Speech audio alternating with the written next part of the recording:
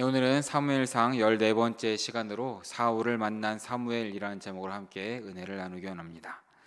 사무엘상 9장 말씀은 하나님께서 사무엘을 통하여서 사울을 이스라엘의 왕으로 세우는 과정을 우리에게 계속해서 보여주고 있습니다. 8장에서 살펴보았던 것처럼 이스라엘 백성들은 이제 모든 나라와 같이 왕을 달라라고, 왕을 우리에게 달라라고 사무엘에게 요구했습니다. 자신들이 다른 나라들보다 못했던 이유가, 특별히 이 블레셋보다 못한 이유가 왕이 없기 때문에 우리가 이렇게 괴롭힘을 당하고 있습니다 라고 고백했던 것입니다. 하지만 이것은 우리가 알다시피 이스라엘 백성들의 완전한 착각이었고 오판이었다라는 것입니다. 지금까지 이스라엘에 왕이 없었던 것이 절대 아닙니다.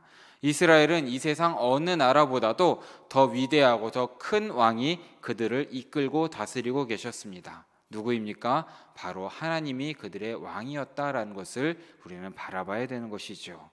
하나님께서 이스라엘의 왕으로 항상 그들과 함께 계셨습니다. 하지만 이스라엘 백성들은 그것을 제대로 깨닫지 못했던 것이고 눈에 보이는 것만을 요구했다라는 것이죠. 이것은 우리도 마찬가지가 아닐까 한번 생각해 봐야 합니다. 우리 역시도 하나님을 믿는다라고 하지만 보이지 않는 하나님보다 보이는 것을 더 의지할 때가 많은 것은 아닌지, 하나님이 우리와 함께 하신다는 사실보다 우리에게 가진 것이 더 중요하다라고 느낄 때는 많지 않은지 한번 스스로에게 물어보시기 바랍니다.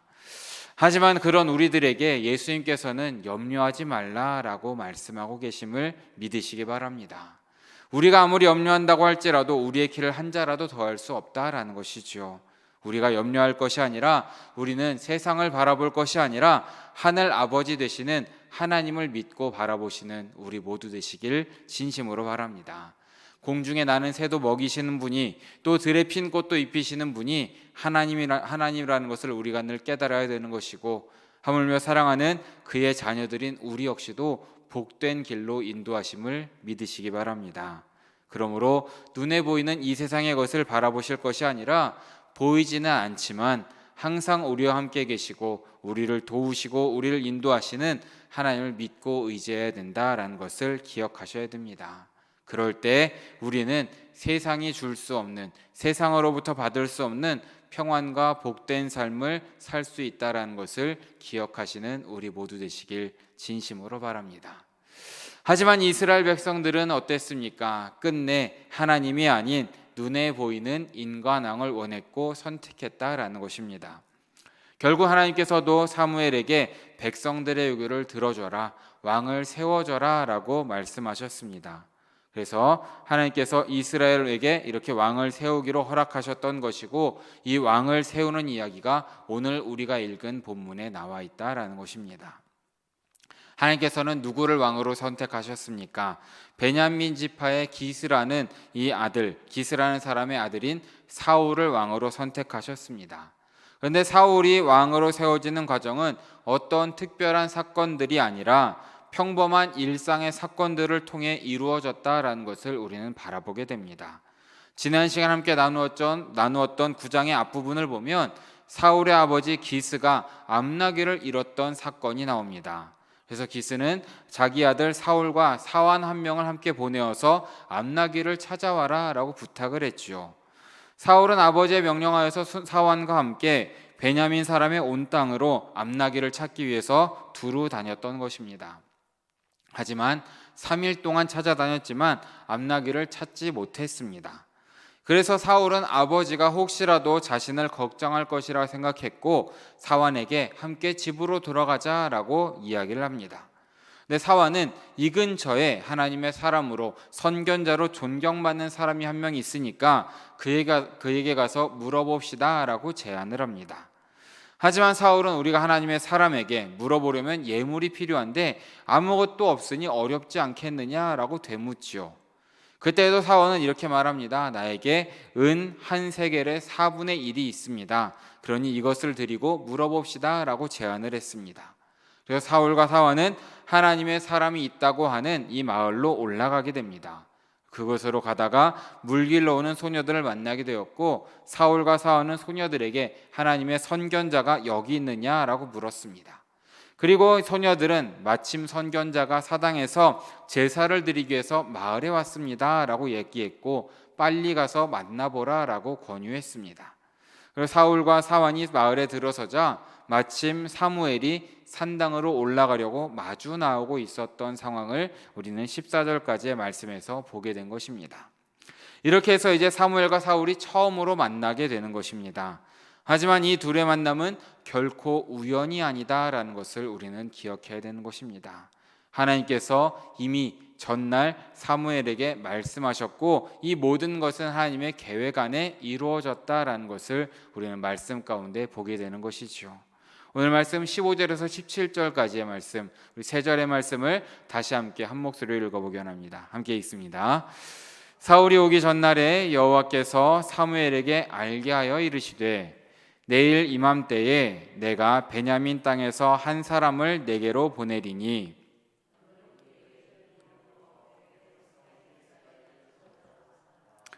그가 내 백성을 블레셋 사람들의 손에서 내 백성의 부르짖음이 내게 상달되었으므로 내가 그들을 돌보았노라 하셨더니 사무엘이 사울을 볼 때에 여호와께서 그에게 이르시되 보라 이는 내가 내게 말한 사람이니 이가 내 백성을 다스리리라 하시니라. 아멘.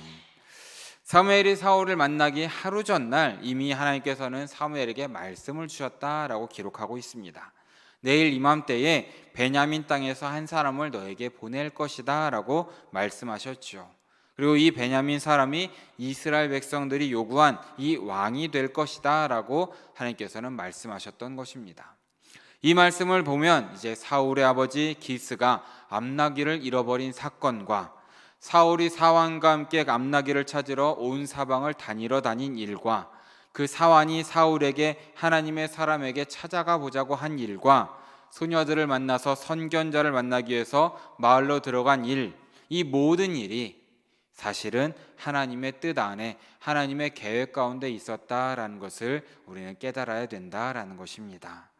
그리고 이 계시에서 몇 가지 흥미로운 사실도 우리는 함께 발견하게 됩니다.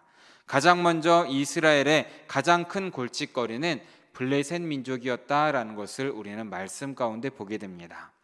사무엘이 늙자 블레셋이 다시금 이스라엘을 괴롭힌 것으로 보게 됩니다. 그래서 이스라엘 백성들은 부르짖었고 하나님께서 왕을 주시기로 말씀하셨다라는 것을 보게 됩니다. 따라서 이 왕의 임무가 무엇이겠습니까? 이스라엘 모든 백성들을 블레셋의 손에서 구원하는 것이 가장 먼저 해야 할 일이다라는 것을 보게 되는 것입니다.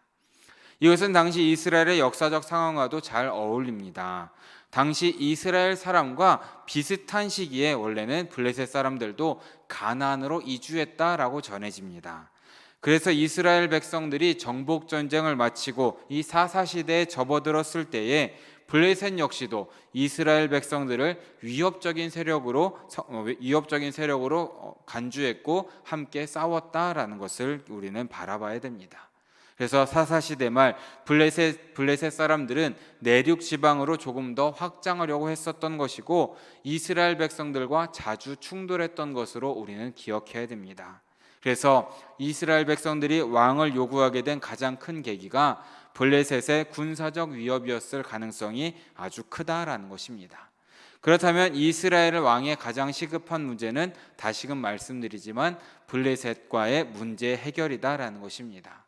그래서 하나님께서는 사무엘에게 이렇게 계시하셨던 것이죠. 블레셋으로부터 구원해야 될 왕이 이 사람이다라고 말씀하고 계신 것입니다. 그리고 하나님의 계시에서 또 하나 밝히는 것은 사울의 통치가 억압적일 것이다 라는 것도 함께 암시하고 있습니다. 17절 마지막 부분을 보면 다스리리라 라고 번역하고 있습니다. 백성을 다스리리라 라고 말씀하고 있는데 여기에서 히브리어는 아짜르라는 단어를 쓰고 있습니다. 이 아짜르라는 다스리리라는 뜻을 가지고 있긴 한데 이것은 억압한다라는 부정적인 의미가 더 강한, 그렇게 억압하면서 다스린다라는 의미가 더 강한 뜻으로 볼 수 있습니다. 그러니까 이 사울 왕의 통치는 억압적으로 다스릴 것인데 사무엘상 8장 11절 이하에서 말하고 있는 그런 통치가 될 것이다. 그렇게 너희를 다스릴 것이다 라고 예언하고 있는 것입니다. 바로 백성들을 노예로 만들 것이고 착취를 업으로 삼는 왕이 될 것이다 라고 하나님께서는 이미 사무엘에게 말씀하고 계시다라는 것을 보게 되는 것이죠. 여하튼 이런 점에서 보아도 하나님은 우리의 성도의 삶에는 우연이란 없다라는 것을 우리는 기억해야 되는 것입니다. 아무 뜻 없이 일어난 일은 없다라는 것이죠. 모든 일이 하나님의 뜻 가운데 있고 하나님의 계획 아래 있고 하나님의 능력 아래 있다라는 것입니다. 모든 것이 하나님의 선하신 계획을 위해 필요하다라는 것이죠. 그래서 로마서 8장 28절 말씀에서도 보면 모든 것이 합력하여 선을 이룬다라고 말씀하셨던 것입니다. 사랑하는 여러분, 우리에게 일어나는 모든 일들이 합력하여 선을 이룸을 믿으시기 바랍니다. 이 모든 일에는 우리가 좋아하고 기뻐하는 일만 있는 것이 아니라는 것이죠. 우리가 피하고 싶은 일도 있고 생각하기조차 싫어하는 그런 일도 분명히 있을 것입니다. 하지만 이런 모든 일들도 하나님의 선하신 계획 안에 있다라는 것이고 그 일들이 결국은 합력하여 우리에게 선함이 된다라는 것을 믿으시기 바랍니다. 비록 오늘 본문에서도 이스라엘이 사울 왕을 세우는 이 계시에서는 선한 것이 보이지 않을 수도 있습니다. 하지만 이 이후에 다윗 왕을 세우게 되는 것과 동시에 진정한 왕 되시는 예수 그리스도께서 이 다윗 왕조에서 준비되고 있다라는 것을 바라보심을 바라면서 이 모든 것이 합력하여 선을 이루게 된다라는 것을 이 말씀 가운데 바라보시고 위로를 얻으시기를 진심으로 바라겠습니다. 이어지는 18절에서 20절까지의 말씀을 보면 이제 사무엘이 사울과 만나서 대화하는 장면이 나옵니다. 우리 18절에서 20절까지의 말씀을 함께 읽어보기 원합니다. 함께 읽습니다. 사울이 성문한 사무엘에게 나아가 이르되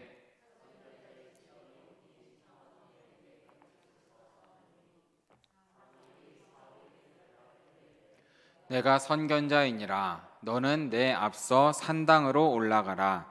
너희가 오늘 나와 함께 먹을 것이요 아침에는 내가 너를 보내되 내 마음에 있는 것을 다 내게 말하리라. 사흘 전의 일은 내 암나귀들을 염려하지 말라. 찾았느니라. 온 이스라엘이 사모하는 자가 누구냐? 너와 내 아버지의 온 집이 아니냐 하는지라. 아멘.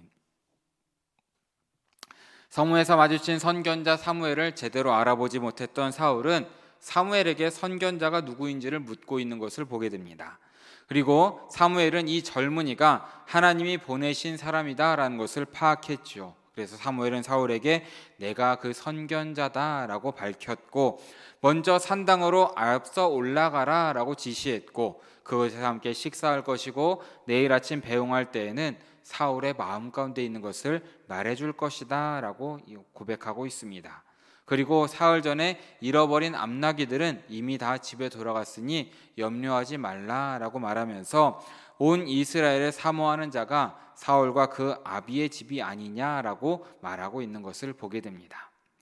여기에서 말씀을 보면 이 19절에서 20절의 말씀은 사무엘이 사울에게 처음 얘기하고 있는 장면인데 놀랍게도 이 사울이 왕이 될 운명, 이것에 대한 다양한 암시가 들어있다라는 것을 우리는 말씀 가운데 보게 됩니다.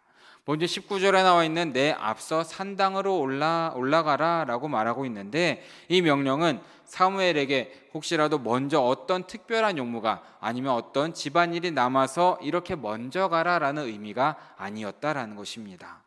이것은 사울을 먼저 앞세우고 내가 뒤따라가겠다라는 의미와도 같이 볼 수 있는 것입니다. 이것은 사울이 앞서 행하는 왕이 된다라는 상징을 여기에서 보여주고 있는 것입니다. 그러니까 왕이 먼저 적어도 정치적으로는 선지자 앞에 먼저 가야 되기 때문에 산당으로 내 왕이 될 내가 먼저 올라가라라고 이렇게 권유하고 있다라는 것입니다. 그리고 여기 보면 제사 후에 함께 음식을 나눈다라고도 말하고 있습니다. 이 말은 단순한 교제 이상의 의미를 나누고 있는 것입니다.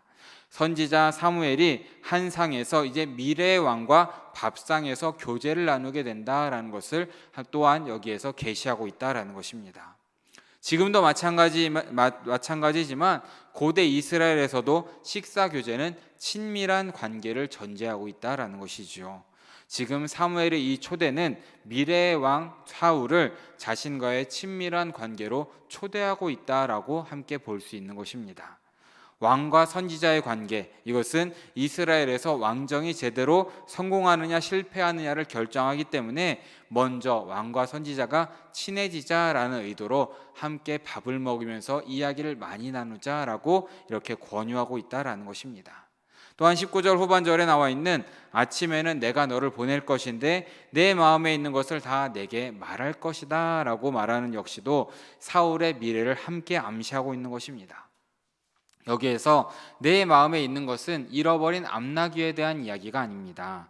왜냐하면 사흘 전에 잃어버린 암나귀는 찾았다라고 바로 뒤에서 20절에서 말해주고 있기 때문이죠. 여기에서 다음날 아침 사무엘이 사울에게 기름을 부으면서 그의 사명을 들려줄 것을 생각해 보면 내 마음에 있는 것, 이 말씀은 사울의 나라를 위한 마음이 아니었을까라고 짐작할 수 있다라는 것입니다. 사울은 평소에도 나라에 대해서 진지하게 고민했던 사람이었던 것 같습니다. 종교적, 도덕적으로 타락했던 이스라엘을 염려했고 어떻게 하면 이스라엘이 다시금 선민답게 회복될지 기도했던 이런 사울의 마음은 간파해서 사무엘은 내 마음에 있는 것들을 내가 가르쳐 줄 것이다 라고 여기에서 고백하고 있는 것입니다. 그러니 다음날 아침 사무엘이 사울의 깊은 고민에 답을 줄 것이다. 바로 내가 왕이 되어서 이스라엘을 선민으로 다시금 회복시키면 된다라고 말해줄 것이다 라는 것을 여기에서 약속하고 있다라는 것입니다. 그래서 이런 관점에서 20절에 기록된 온 이스라엘에 사모하는 자가 누구냐, 너와 내 아비의 온 집이 아니냐라는 말도 함께 이해할 수 있게 됩니다. 이 말이 암나귀를 찾았다라는 말과 함께 쓰였고 또한 이 사모라는 말이 이 보물로도 번역되기 때문에 표면적인 의미로는 온 이스라엘의 보물이 너와 내 아버지의 집에 속해 있는데 겨우 암나귀 하나 때문에 걱정하느냐라고도 생각할 수 있습니다. 하지만 사무엘의 말에는 조금 더 깊은 의미가 있다라는 것을 우리는 한 번 더 살펴보게 됩니다. 온 이스라엘에 사모하는 자가 누구냐? 지금 온 이스라엘 백성들이 원하는 사람이 누구입니까? 바로 왕이다라는 것이죠. 그리고 지금 이 백성들이 왕을 사모하고 바라고 있는데 지금 사무엘은 이런 약속을 통하여서 이런 예언을 통해서 이제 사울, 내가 그 사모할 사람 왕이 될 것이다 라는 것을 계속해서 암시하고 있다라는 것입니다. 이러한 사무엘의 이 말 가운데 내가 왕이 되는구나 라는 것을 의도를 읽은 사울은 자신을 낮추면서 이제 이렇게 대답을 합니다. 우리 21절의 말씀을 함께 읽어보기 원합니다. 함께 읽습니다. 사울이 대답하여 이르되 나는 이스라엘 지파의 가장 작은 지파 베냐민 사람이 아니니까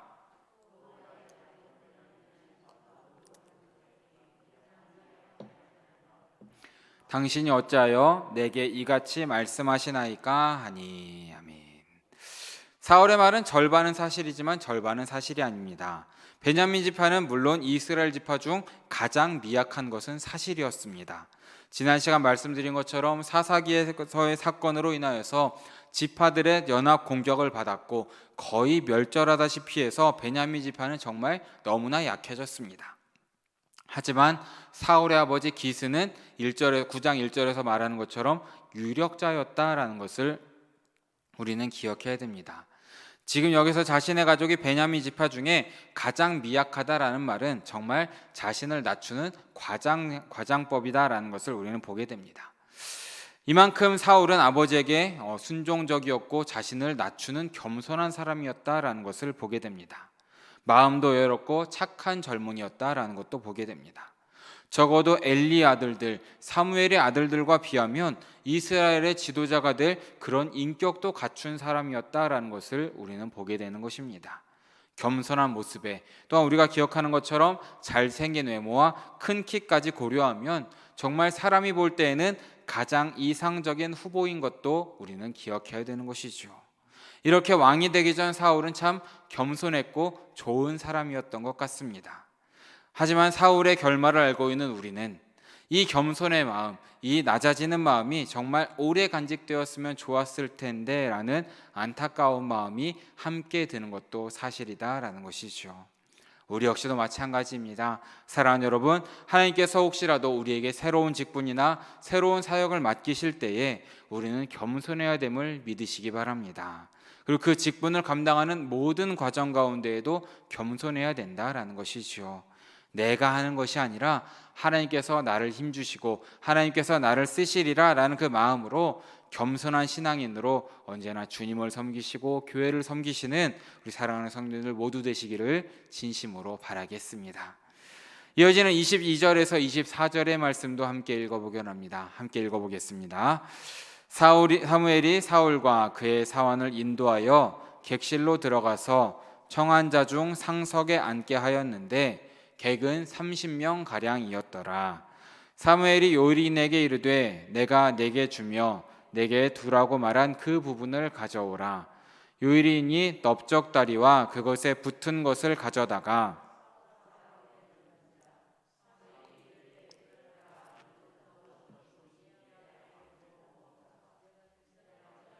청할 때부터 너를 위하여 이것을 두고 이때를 기다리게 하였느니라. 아멘. 여기 보면 이제 22절 이하 말씀부터 보면 이제 제사를 지낸 후에 식사 장면인 것을 우리는 보게 됩니다. 18절에서 21절에 수록된 대화와 22절, 24절에 묘사된 장면 사이에는 시간 차이가 좀 있다라는 것을 먼저 기억해야 됩니다. 이제 제사를 드린 후에 식사하는 장면입니다. 그래서 제사가 끝난 후에 사무엘은 사울과 사환을 객실로 인도하게 됩니다.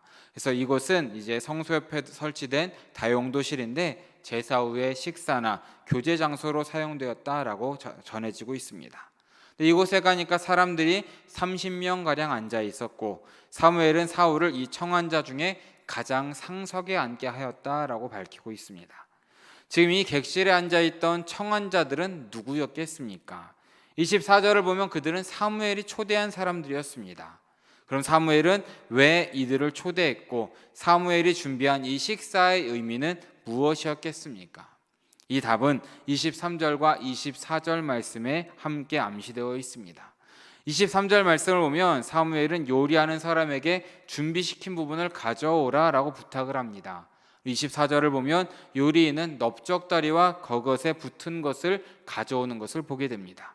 그리고 사무엘은 사울에게 내 앞에 놓고 먹으라. 내가 백성을 청할 때부터 너를 위하여 이것을 두어서 이때를 기다리게 하였다라고 말하고 있습니다.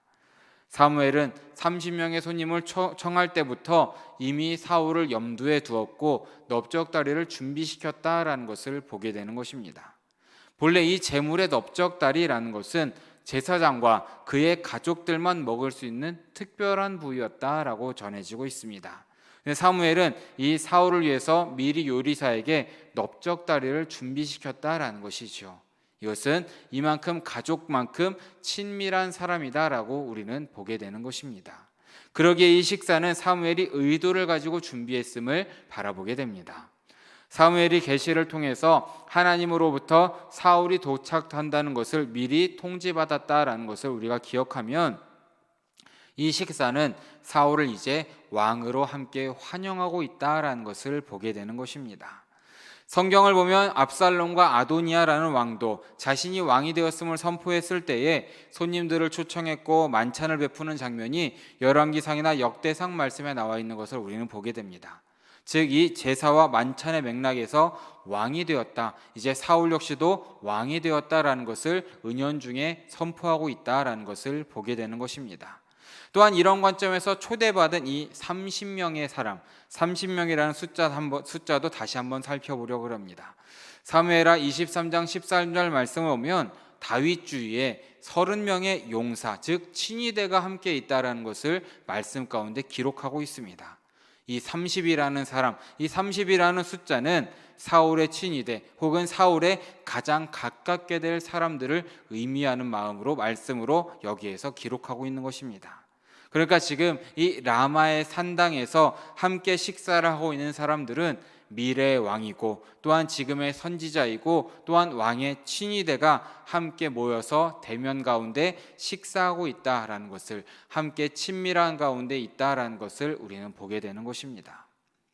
그래서 사무엘은 이 하나님의 계시를 받고 사울을 맞이하기 위해서 손님들과 함께 특별한 고기를 준비했다라는 것이지요. 백성의 요구를 들어서 왕을 세우라는 하나님의 명령에도 백성을 돌려보냈던 사무엘이었지만 하나님께서 계시를 하셔서 왕 될 사람을 지명을 하셨고 그에게 기름을 부으라고 하셨을 때에 성실하고 용의 주도하게 하나님의 명령을 받들어서 왕으로 세우고 있다라는 것을 우리는 보게 되는 것입니다. 그런데 우리가 잠시 돌려서 생각해 보면 이렇게 사울을 극진하게 예우하고 사울을 극진하게 대접하는 것은 인간적인 생각으로 보았을 때 사무엘에게는 결코 쉬운 일은 아니었을 것입니다. 그때까지 이스라엘의 최고 지도자가 누구였습니까? 바로 사무엘이다라는 것이지요. 그런데 이제는 그가 사울을 이스라엘의 왕으로 세우는 입장이 되었다라는 것입니다. 자신의 모든 입지를 잃을 때가 되었다라는 것입니다. 그럼에도 불구하고 사무엘은 하나님의 말씀에 순종했다라는 것이죠. 자신의 모든 것이 하나님께서 허락하셨다라는 것을 믿었던 것이고 하나님께서 내려오라고 지시하시면 절대적으로 순종해야 된다라는 것을 사무엘은 깨닫고 그 말씀대로 행했다라는 것을 우리는 바라보고 또한 우리도 그 믿음을 바라볼 수 있어야 된다라는 것입니다. 이러한 사무엘의 태도, 하나님의 말씀에 순종하는 이 모습은 우리에게도 좋은 본보기가 된다라는 것을 기억하시면서 늘 하나님의 말씀에 하나님의 명령에 순종함으로 나아가시는 우리 모두 되시기를 진심으로 바라겠습니다. 우리 24절 후반절과 25절의 말씀도 함께 읽어보기 원합니다. 함께 읽습니다. 그날에 사울이 사무엘과 함께 먹으니라. 그들이 산당에서 내려 지붕에서 담화하고. 아멘.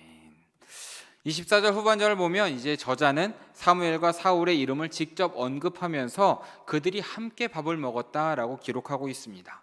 이상합니다. 분명 30명의 사람과 또 사울의 사원도 같이 있었는데 콕 집어서 사울과 사무엘만 여기서 말하고 있습니다. 이것은 단순히 그냥 한 자리에서 식사만 했다라는 것이 아니라 사무엘과 사울 사이에 정말 친밀한 교감이 이루어졌다라는 것을 말해주고 있는 것입니다. 사무엘과 사울은 선지자와 미래의 왕이었고 이스라엘 왕정은 이 둘의 관계에 달렸음을 고려했을 때에 이 친밀한 모습은 이제 왕정 형성의 긍정적인 모습이 될 것이다 라고 우리는 추측할 수 있다라는 것입니다. 그리고 이 친밀한 모습은 자리를 옮겨서 이제 지붕 위에까지 이어지는 것을 보게 됩니다. 이 지붕이라는 것은 당시에는 주로 오락과 담화의 공간이기도 했지만 예레미야 19장 말씀을 보면 경우에 따라서는 이 지붕 위에서 예배도 제사도 드려졌다라는 것을 우리는 보게 됩니다. 그러니까 이 지붕이라는 것은 제의도 함께 이루어지는 거룩한 장소였다라는 것이죠. 이 거룩한 장소에서 지금 미래의 왕과 하나님의 선지자가 함께 친밀함으로 이야기를 나누고 있다라는 것을 보게 되는 것입니다. 여기에서 오랫동안 담화를 하면서 사무엘은 장차 이스라엘의 왕이 될 사울에게 왕으로서 필요한 가르침을 많이 주었을 것입니다. 그래서 아까 보았던 19절에서 보았던 내 마음속에 있는 것, 이것을 다 말해주겠다고 했던 이 약속이 여기에서 함께 이야기를 나누면서 가르침을 받고 또한 나라에 대한 이야기를 함께 나누었다라는 것을 함께 추측할 수 있는 것입니다. 그리고 이제 다음 날이 되어서 일찍 사무엘은 사울을 깨워서 함께 밖으로 나아가게 됩니다. 우리 26절에서 10장 1절의 말씀, 3절의 말씀을 함께 읽어보기 원합니다. 함께 읽습니다.